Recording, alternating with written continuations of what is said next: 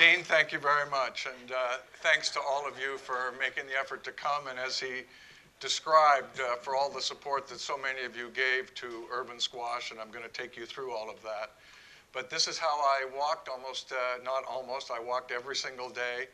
Backpack a little heavier than it is now, but with water on one side. And as I'm going to tell you, I'm a diabetic for the last 30 years, and my trusty Coca-Cola over here that I use here and used on the Camino at a lot of times. So I'm going to take you through today. I'm going to start by explaining the Camino and what it is. And many of you have maybe heard about it, but I'm going to give you the details of how it all came to be. I'm going to talk to you a little bit about my experience and what I did on the Camino. But really, my major purpose today is to do two things with all of you. For those of you who have not seen this movie I'm going to talk to you about, which is what explained the Camino to me, The Way, I want you all to make an effort to watch the movie. And as well, I want you to consider walking the Camino. You don't have to do what I did, which is to walk the entire distance. You can do 100 kilometers, you can do 50. There's many ways to skin this cat, and I'm hoping that today's presentation is going to give all of you the opportunity to consider walking this remarkable journey. So first is, may I ask anybody here who's actually walked the Camino de Santiago? Can I just raise your hands? 1, 2, 3, 4, 5. So a number of these people, this lady here I met on the Camino, and a number of these who put their hands up helped me before I went on the journey, and I'm going to explain that to you. Is there anybody who is interested in walking and learning about this and going on the Camino? That's great. So hopefully this is going to help and give you an idea of what it's all about. So this was really my inspiration, and my wife and I, 3 years ago, we're great moviegoers, and over the holiday season we see lots and lots of movies, Lorna and I, and this was sort of the last movie. I wasn't that interested in it, and it was sort of the end of January, and it had shown for the first time at the Toronto Film Festival that fall. And it stars Martin Sheen. It's a fictional movie, and I'm going to show you a 2-minute excerpt of the movie right now. And what this excerpt is, Martin Sheen has learned that his son, who has gone to walk the Camino, has been killed in a storm. And he is now meeting with the policeman, having identified his son's remains. And the policeman tells him what the Camino is. It's a 2-minute excerpt, but I just thought it gives you a great feeling for the film and an overview of what the Camino is. Now, I'm going to get into a little bit more detail, but I thought it would be worthwhile for you simply to see this little 2-minute excerpt. And here we go. These are Daniel's belongings. Merci. This is everything he had when we found him. What happened? It was an accident. The weather in the Pyrenees is famous for being unpredictable, and I'm sure Daniel would have been warned by the locals. You were not close with him? Not since his mother died, I'm sorry to say. What was he doing out there? He was on pilgrimage on the Camino, walking the road to Santiago de Compostela. People from very different backgrounds, faith, and generations have walked the path from here in the French Pyrenees to Santiago de Compostela. 800 kilometers on the northwestern coast of Spain for over 1,000 years. We believers are told that the remains of Saint James, the apostle of Jesus, are interned there. And so we make pilgrimage. This is what your son Daniel was doing. Why was he alone? Many people choose to make the trek alone. The way is a very personal journey, Mr. Avery.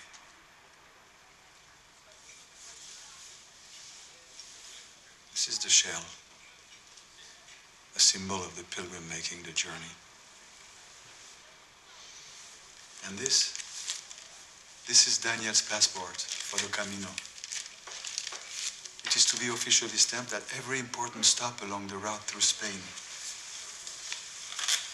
And the first stamp is here, in Saint-Jean.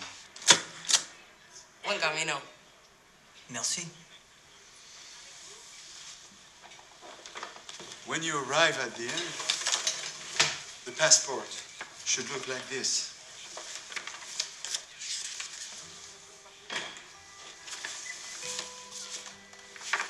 I have walked the Camino to the Atlantic Ocean 3 times, there and back. I will do it once more on my 70th birthday. God willing, of course.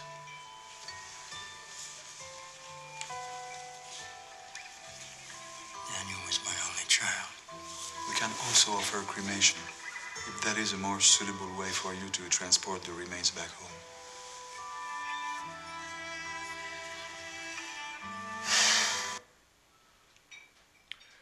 So it was such a touching thing, and it's almost a coming of an age of a 60-year-old man and the pain that he had gone through. He then decides, rather than burying his son and taking him back to California, that he is going to actually walk the Camino, taking his son's remains after having him cremated. And it's a very touching film, and as I said, what's caused me. So firstly, what is the Camino? And as he spoke about that, this goes back 1,200 years, and it actually comes from all over Europe. I'm going to explain how it all happened, but you can see there are many, many, many routes. But the most significant routes are through Spain to Santiago, which is up there. That is Santiago right there. And we start over there in Saint Jean, and you walk that. So, and this is now, and I'm going to refer back to this on a number of occasions just to show you where I am. But you start in Saint-Jean-Pied-de-Port in France. The first day is over the Pyrenees, and you walk then to Santiago. In my case, I walked another 100 kilometers to Finisterre on the ocean. So for me, I said it was 1,000 kilometers. It was a fancier number, but it was only 920 kilometers. Sorry. I did the best I could. So, why did I do this? And I sort of thought, firstly, I was 62 years old. I've been somebody, those of you who know me, who has been contemplating my navel for most of my 62 years. And I thought that as I was entering, God willing, my last third, that this was a great time in my life to sort of go out and do this. It was obviously a great sense of adventure. I've never really, not much of a hiker. I've never really done this of any length before. And thirdly, I do have a faith, and I wanted to go out. I was raised a Christian. I must say that over my time, I've not come to believe in the divinity of Jesus Christ, but I'm still a man of faith. And I thought that this would be an interesting experience. As I said to many people, God talked to Moses when he was out walking in the wilderness, and I thought maybe he talked to me. Unfortunately, he didn't, and many of my friends suggested that maybe I'm not Moses, which was a fair point. But that was really my motivation for doing this. Then, all of a sudden, and I had done this as a personal journey, a member of this club, Winston Siegel, made a suggestion to Lorna, my wife, that I should do this for charity. And as many of you know, I am the chairman of Urban Squash Toronto that Dean spoke about. It's a program that began 20 years ago in Boston. We had a huge 20th anniversary in New York City to help kids in difficult environments with their education, mentoring them in their life, and helping and using squash as a vehicle to do it.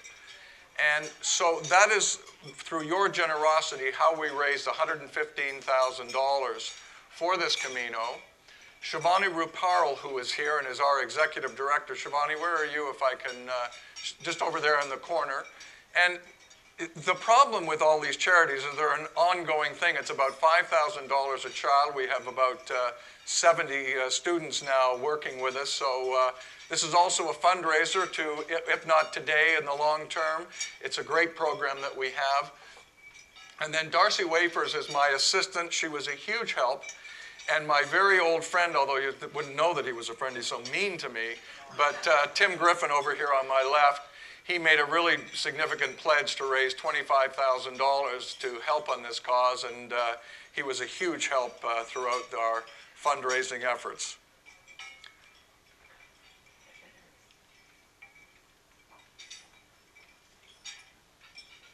So this is just the classroom that we have, and this takes place, Urban Squash, up in the National Squash Academy up in the Downsview Park, which is very close to the Jane Finch corridor, which is where we get our students from.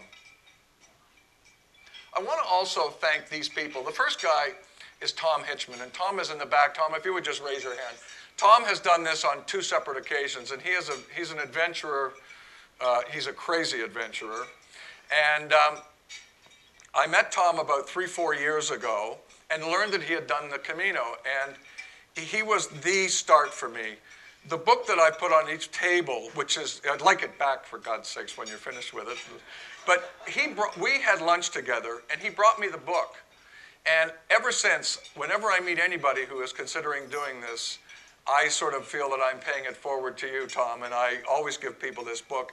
And it was my Bible on the Camino, and the reason I put them on the table is just to show you, it's just an overview of what to do, but every single stage as recommended is in the book. Tom then took me to Mountain Equipment Co-op for about 2 hours and helped me buy things. I don't know what the hell to buy. And as I said, I don't hike. And the most important thing that he helped me with was the right shoes. And I started wearing them about 8 months before I went, so they were broken in and really helped me. Susan Chapman, who's not here today, is the wife of a member and the mother of an ex-member. And she did this herself, but she did it a little differently. She decided she was going to do it like it was the 14th century. And she just was toughed it out the whole way. Rocco Rossi, who is in the back. Rocco, as you may remember, ran for mayor a number of years ago and has been the head of the Heart and Stroke Foundation as we first met, and the Prostate Cancer Foundation now. And he has been out on the Camino 7 times, and in many cases to raise money for charity. And he also sat down with me and brought me maps and things and was just so helpful in what I should do and how I should do it. He, though, kind of made a major screw-up for me. Rocco suggested that I don't walk the beginning, because the first day, as you see, over the Pyrenees is brutal. It's the hardest of all. And he said, I'd walk the last 100 kilometers, because it's a nicer trip and it's not so brutal. I know so many people who walk that first and they don't finish it. It's hurt them so much. I told that to Tom, and Tom thought I was just a suck. Are you kidding? You got to walk the first part. So now I was walking the first and the further 100, which caused me to go to the ocean, to Finisterre. But I thank both of these men so much. And Jerry McGrath, a member of the club, and I'm going to explain his help in a little while. Jerry has done this a number of times himself, and I'm going to go through that in a second. So who is St. James? He's the patron saint of Spain. He is one of the 12 disciples. After the death of Christ, he goes to Spain, Iberia, to preach. Doesn't have a lot of success. And so he goes back to Jerusalem, and King Herod in 44 AD cuts his head off. His disciples and followers decide to take those remains, run out to Spain, Iberia, bury them, and in 820 AD, a shepherd finds these remains, and a priest goes, definitely St. James. So they build a chapel over those remains, and this begins the pilgrimage to Santiago in honor of St. James. These are the remains of St. James to be found under the altar in the cathedral at Santiago. Part of the history is, it's an interesting thing. The Moors, and as you would know, the early terminology for Muslims was Moors. So the Moors were dominating Spain at this point. They were the dominant community. Is it 1 O? 1 O? No E. Oh, so sorry. Jesus. See, it's the suit guys. Jesus. Oh, Christ. So,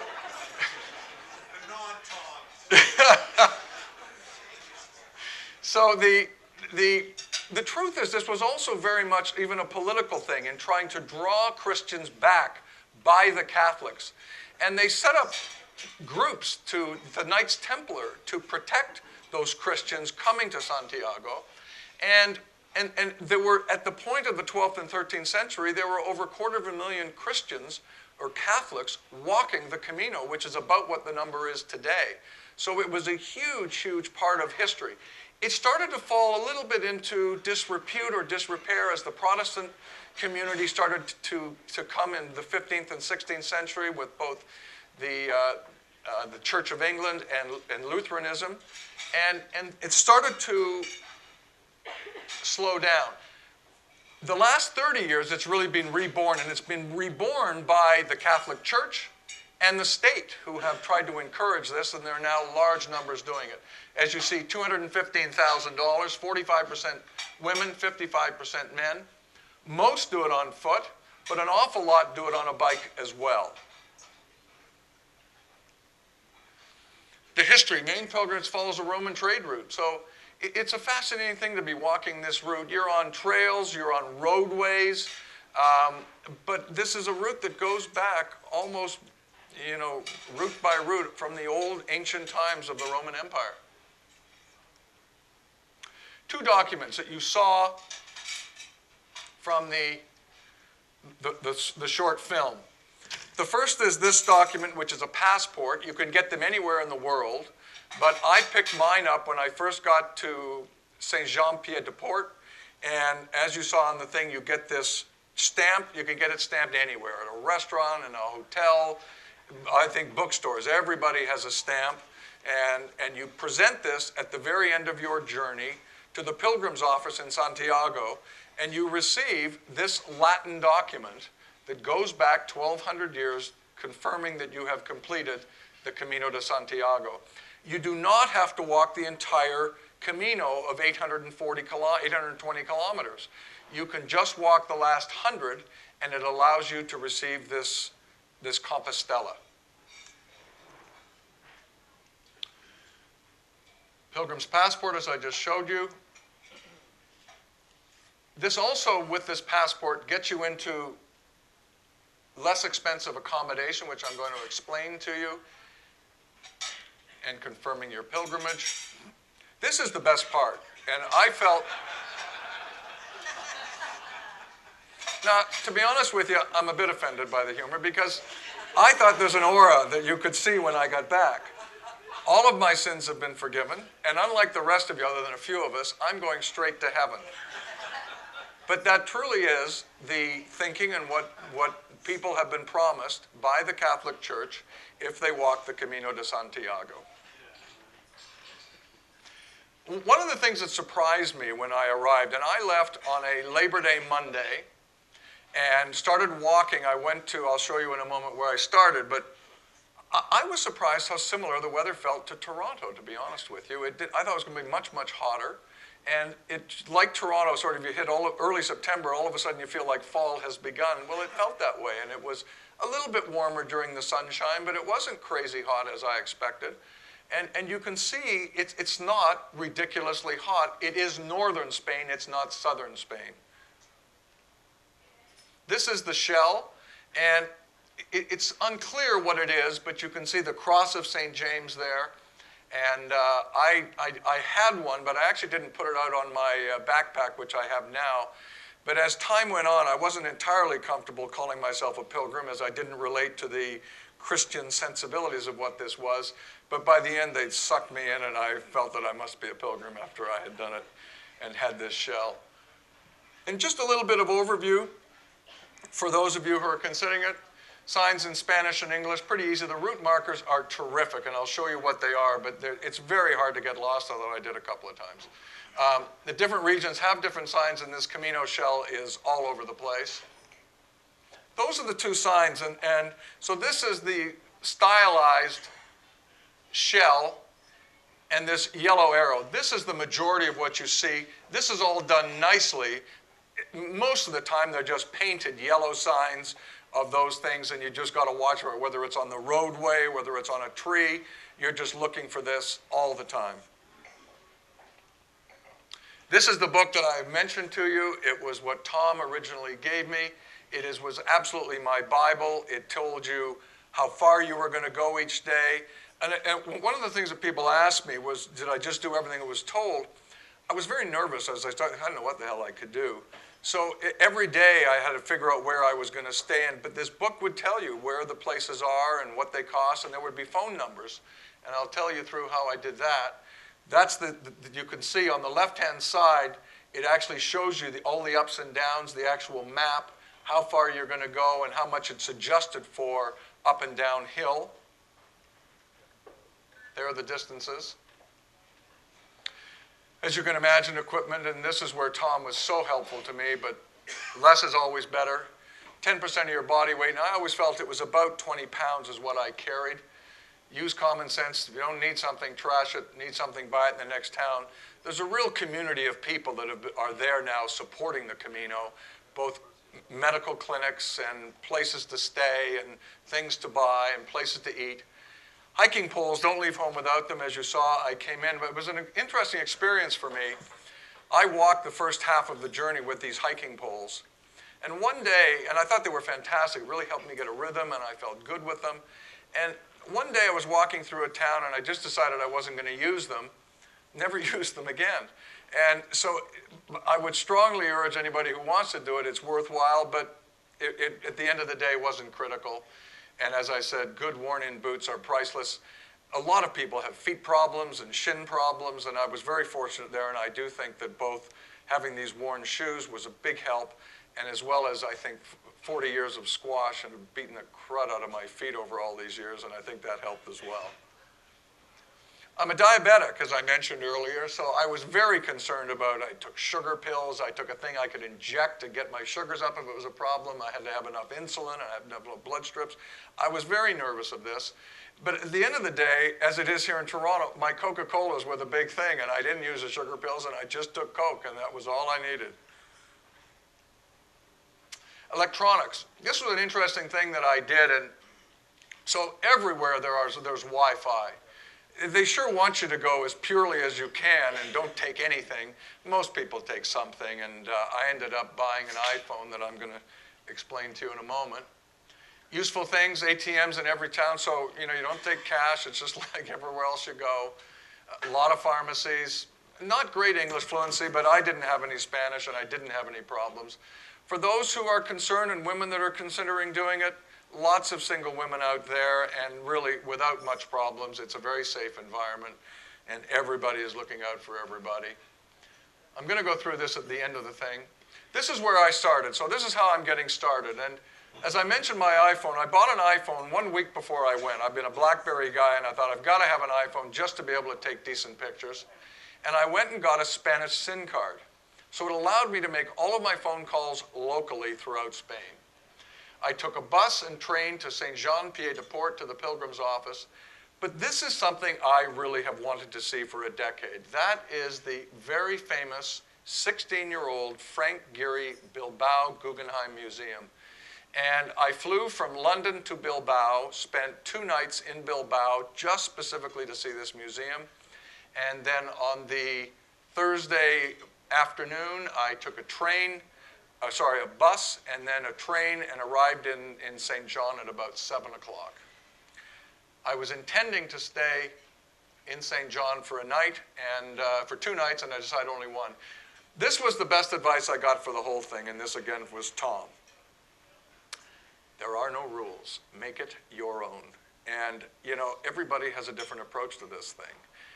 And there are many ways to skin this cat. As I mentioned, Susan Chapman decided she was going to do it like a 14th century pilgrim. I think she had a 10-foot cross on her back. Maybe not, but she was going to feel the pain and the suffering. But there are no rules. You can do it however you want to do it. And it was just a great, great piece of advice for me that you can adjust. And there were a few things that occurred to me on the way. And then do it for yourself, which is, it's really why you're doing this thing. So there's the map that I showed you before. Saint-Jean, you can see right there, and that's where I start. And pretty sexy, don't you think? The arrow, then it flips. So this really was the toughest day, and this is the day that we saw at the very beginning on the film that is the hardest in the entire route. You go from sea level to about 4,500 feet. You're 32 kilometers adjusted for the elevation, and it's straight over the Pyrenees. For me, I was really nervous about this. It was being my first day. There was not much out there. And I would say half of my route I did on roads. I did not go straight over the mountains. And after a while, and I felt comfortable, there were routes into it, which I did.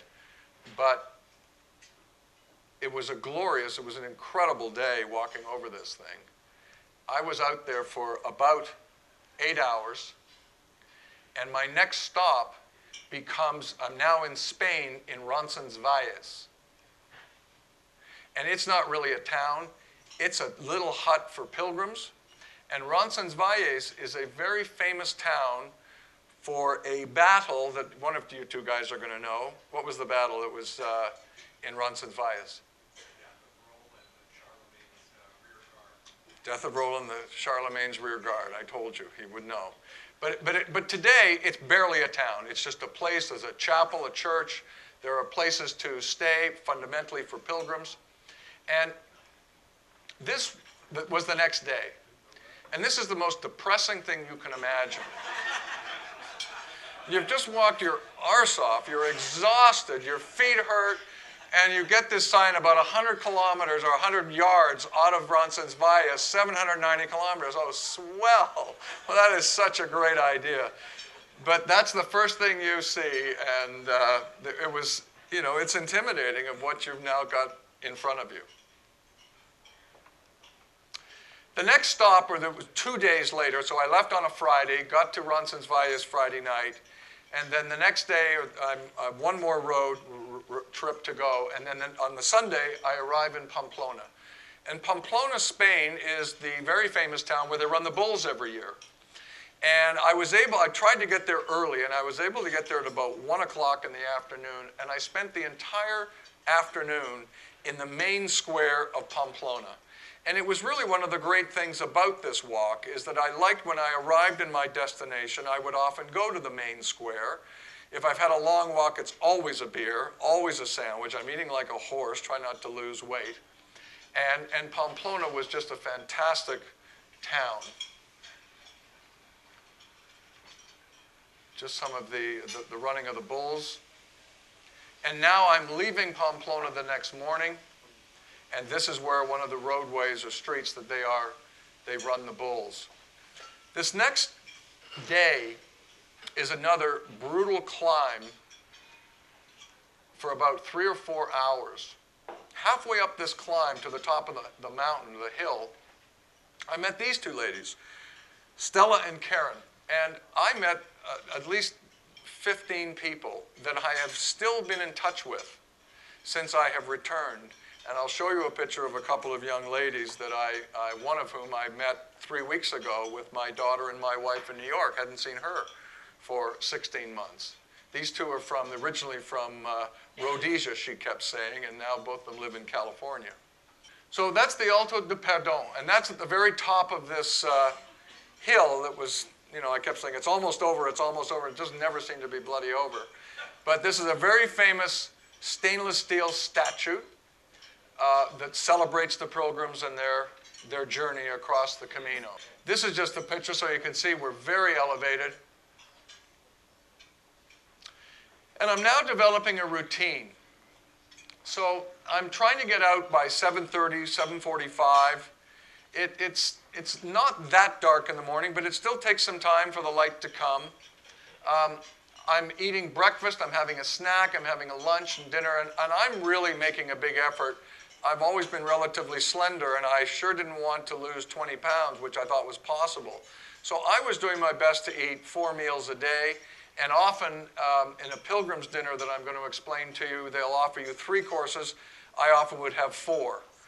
And so I'm just doing everything I can, and funnily enough, much to my surprise, I did not lose any weight when I got back from this. Shoes off whenever possible. This is something that people taught me. So whenever I stopped, off my shoes would come, let them dry, let the feet go. And the pilgrim's dinner I'm going to explain, and then I'd read and blog and go to bed. And I did, I think, about 5 or 6 blogs to everybody and really trying to support the efforts that we were making for urban squash. And Darcy helped me here.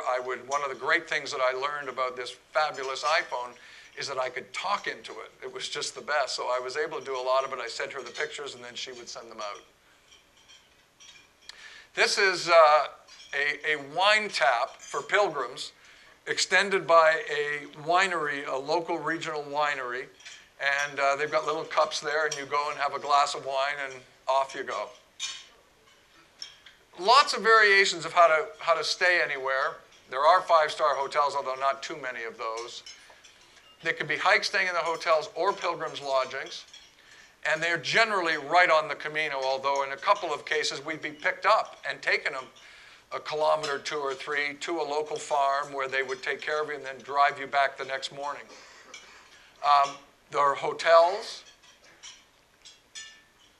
pensions. Have I lost you? Okay, that's good. So these are what most people do. The refugios, generally related to the church. Albergues, which are the main staying place of pilgrims. And there are 2 types. There's a municipal albergue, which is a first come, first served. You can't book them. Not bad, and they're only about €6 a night, and slightly better, and some you can pre-book, about €10 a night. And as I mentioned, I just made the decision that, again with Tom's, there are no rules, that although this was by far the majority of people did the albergues, I just decided at 62, I snore like a trooper, I have to go to the bathroom at least 25 times a night, that I just was not going to do that. And I ended up staying in $35, $40 euro accommodations most nights, which half of the time would include breakfast. There's the albergue. So you could see the municipals, you could have 30, 40, 50, 100 people in these albergues in one room, depending on where you were. Private, slightly nicer. This is the cuisine, and generally very, very group meals provided by the location of the albergue that you're staying. Very communal environment. Oh, we've lost you. You've lost me. So I think I'm okay now, Tony. So this is the Pilgrims Meal, and everywhere you go along the Camino, you can get a Pilgrims Meal in restaurants, wherever you are. And it's sort of 8, 9, 10 euros a night. And it includes generally a salad, but generally 3 opportunities for your starter, a hot entree, again 2 or 3, and a dessert. We are going to have today the Santiago Cake, which only came to the last portion in Galicia, but was such a spectacular dessert that when I returned home on my Thanksgiving Sunday, the one thing I asked from my wife Lorna was a Santiago Cake, which she made for our Thanksgiving dinner, which she did as well as anybody did out on the Camino. It was just fantastic. A bottomless glasses of wine you could eat all to your heart's content, and it's all for about 10 euros. So it's everywhere you go along the Camino. Paella, big choice out on the Camino, obviously, Spanish meal. All these different terrains, it's not as everyone told me when I first was contemplating this, it's really a walk, it's a hike. It's not treacherous mountain climbing of any kind. The most difficult for sure is over the Pyrenees, but it's not dangerous.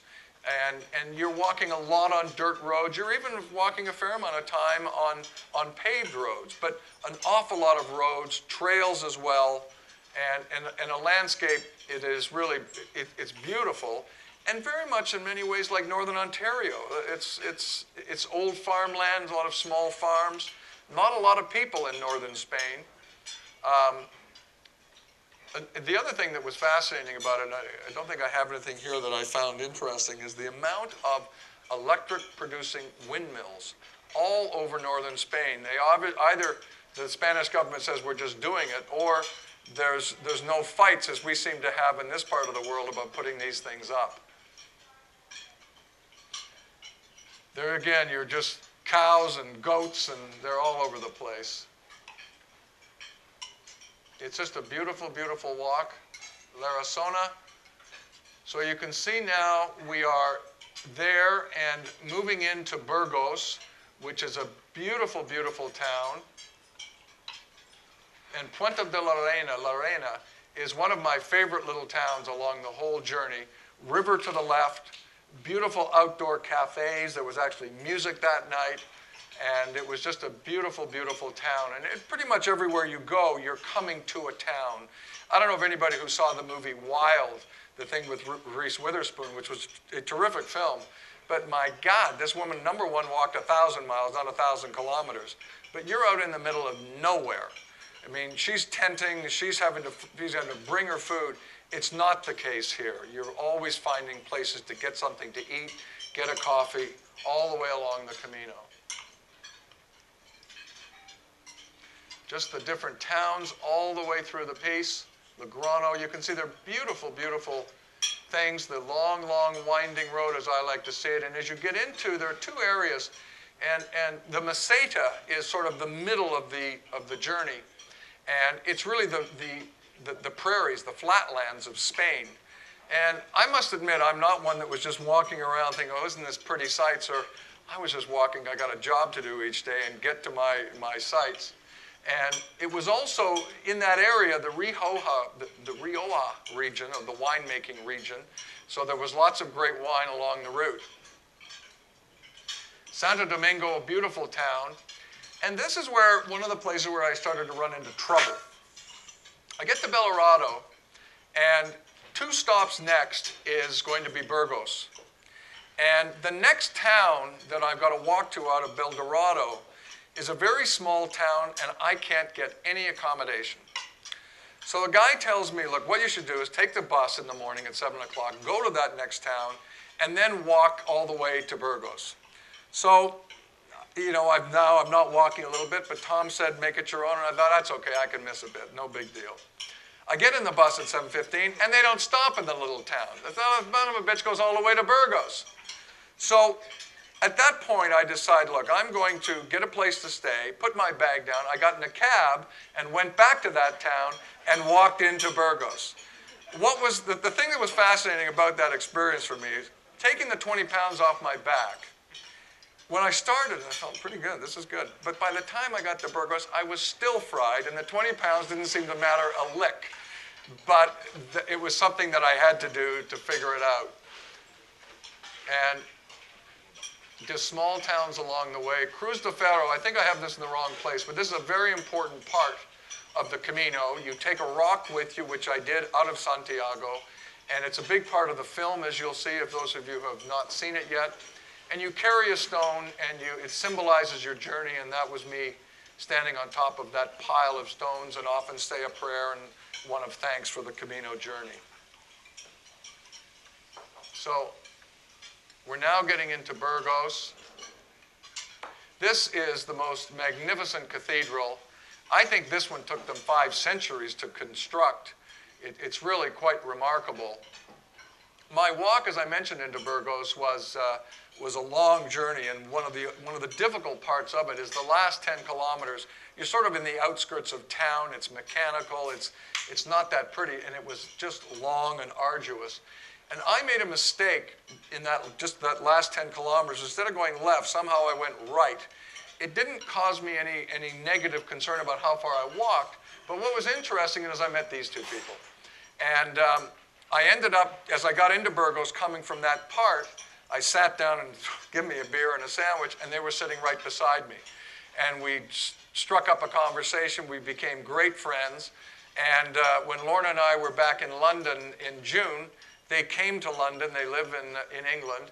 They came to London and spent the night with us. And we had a wonderful, wonderful time with them, Brian and Madonna. And it was very much how this occurred on the Camino. You just met people as you went along. Santiago, Santo Domingo. This was just a celebration one afternoon for a new leader on a weekend. Beautiful town. Just this long and winding road, and that, as you can see, is on the Meseta. It's like a prairie.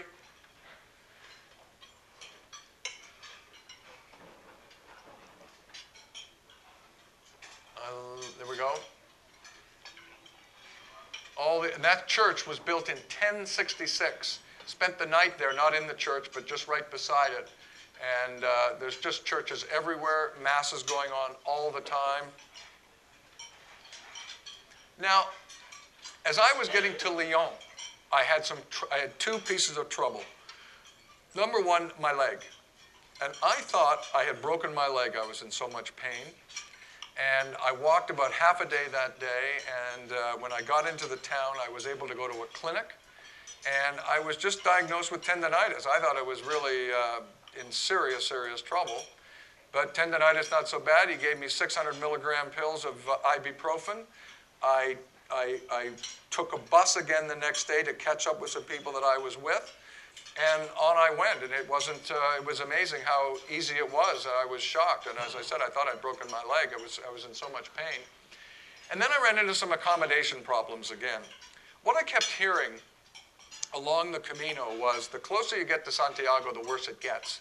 Because people are not always walking the whole thing, they join in, and I started to get very concerned. And when I got to just before Burgos, again, I couldn't get a place to stay. So I reached out to Jerry, and Jerry, if you could just raise your hand, and Jerry McGrath. And he had said, if you ever have any problems, I got a guy that can help you. Trust me.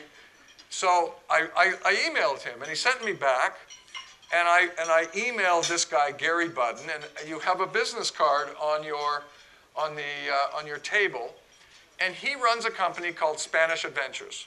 And he helps people. He decided he's a PhD in weather. He's an Australian, got a PhD from Oxford, and 15 years ago decided, I want to live outside. I don't want to be doing the damn weather. I want to live outside. And he decided this is going to be an interesting, growing thing, the Camino de Santiago, and he has been working the Camino ever since. So I contacted him after Jerry got back to me, and funnily enough, he was going to be in Lyon the night I was arriving. So I met him outside of the cathedral in Lyon, and bought him dinner, and he said, look, I'll help you. I'll just take care of everything for you. And he sat on the phone as we were doing it. It's Gary, Clive, C-L-I-V-E, no credit cards, no nothing, and he booked me to the end. And it was just a huge help. I hadn't done that before. I don't know if I would have had the troubles getting accommodation afterwards, but he just made it all so simple. I've been in touch with him a lot over the last year and a half with Jerry's support, and anybody who ever wants to go out on the Camino, he is a great, great source of help. So there is Lyon, and it's a large town, and as we were talking, it's about 350 kilometers, 315 kilometers from Santiago. This would also be a great place to start if you wanted to just go from there.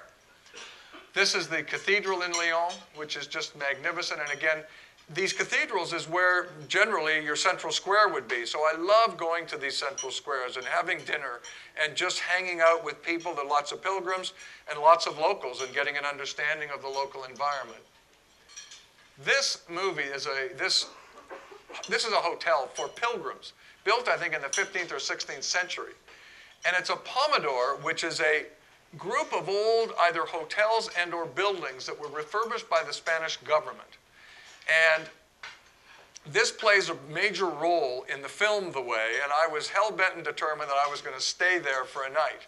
It was about 120 euros for the night, and was really a fabulous experience to stay in this property.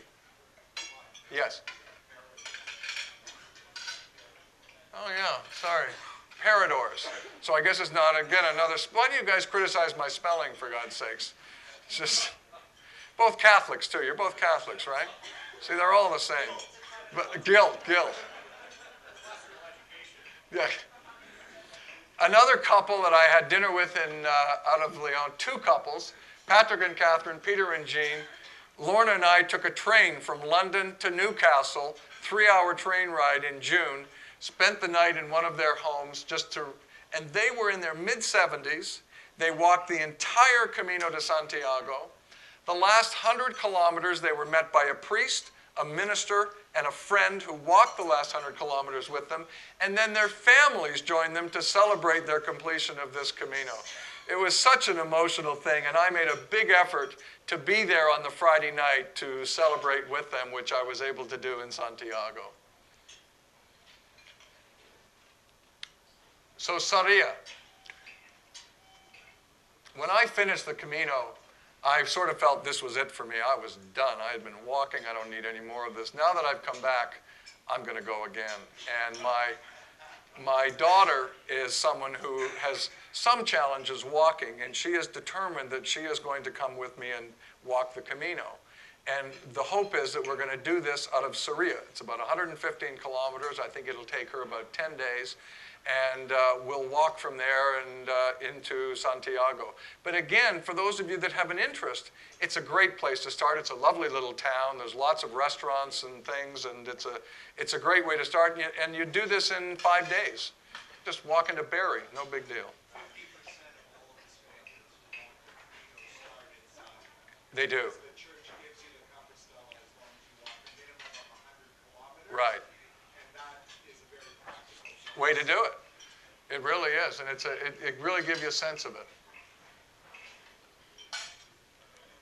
Tony, oh, there we go.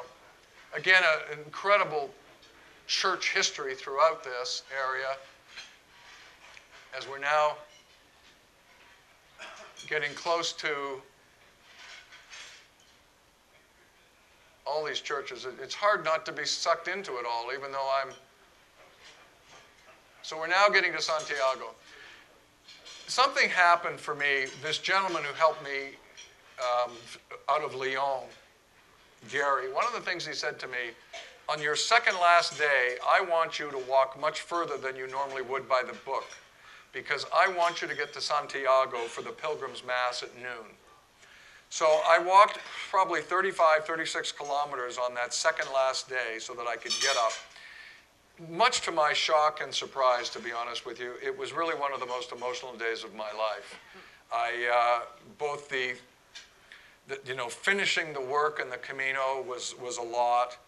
When I got to Santiago, the people that you saw that you'd seen a month before, a week before, and the celebration of all of us as we're hugging, and it was really something else. And so getting into Santiago, so special. It was just so emotional for me. This is the cathedral.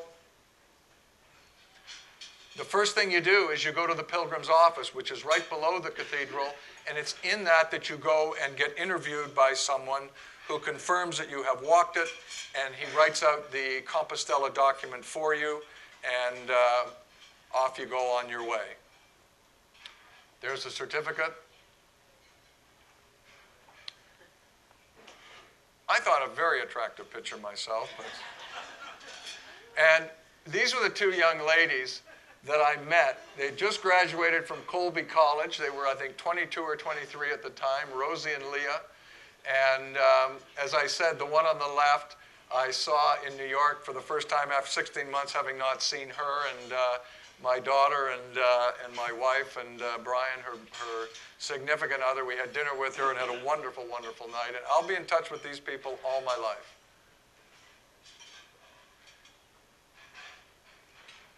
I've lost you, Tony. There we go. Just more friends.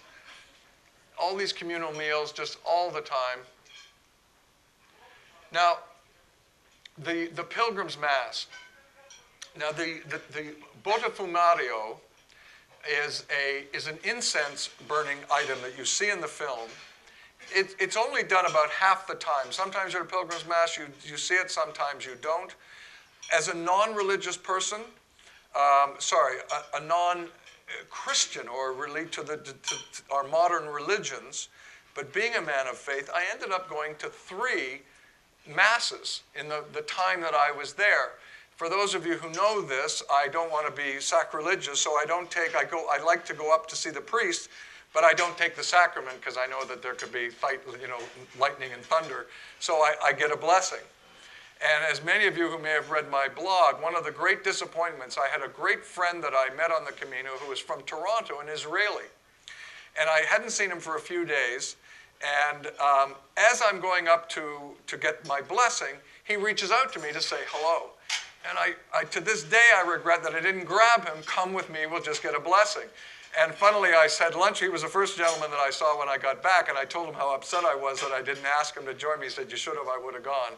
But there's 1,000, 1,200 people in this church, and they're there for Mass. It's an hour-long Mass. But in this, I'm going to show you now what the video that I took. It's of no more than 30 seconds of this incense and how they do it. It's really something.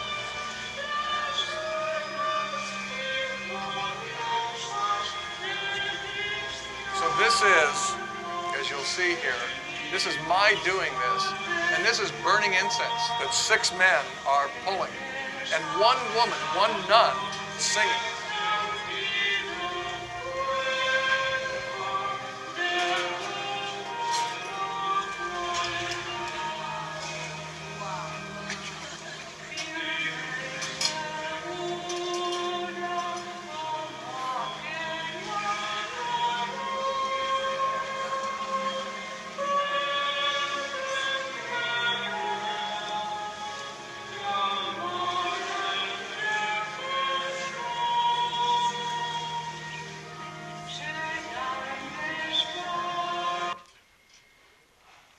It's quite moving. It's really quite an experience to go through that. This is the Mass, and this is where the men down below are pulling and now leaving Santiago. So again, thanks to Rocky, my final walk, the last 100 kilometers out of Santiago to Finisterre. And you don't see it here, but it is, Finisterre in Spanish is end of the earth. And that's what this was considered to be in ancient times, is the end of the earth.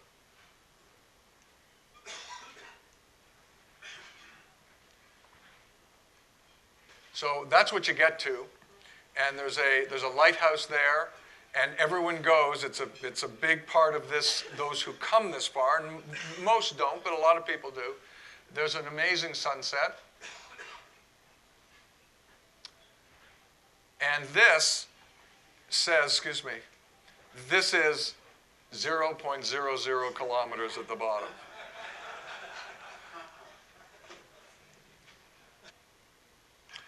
So that's the Camino. This was the adventure of a lifetime for me. I'm amazed, to be honest with you, the resonance that it's had in my mind, how often I think of it, how often people ask me about it, all the time. I'm often having lunches, and I think those of us that have done the Camino feel very much the same way. They want to help others who are considering doing it. It's an amazing journey, no matter your faith, your anything about your background. It's an adventure, but there is a spirituality to it. The people that you meet from all over the world, and it's something that I would strongly encourage you to give consideration to. And even if you don't do the Camino, make sure you watch the movie, The Way. I also would finally, as I have been doing all the way through this show and what I do, is continue to thank you and continue to ask you for your support of Urban Squash. It's a wonderful program for these kids. We've been going now for 4 years under Shivani's leadership, and we're continuing to grow and continuing to make a real impact on these kids. We're a budget of almost $300,000 a year right now, and so any support that you can give us would be much appreciated. I'm happy to answer any questions. We've got dessert. The Santiago Cake is still to come, but I thank you all so much for coming out and letting me share with you my Camino experience. Thank you.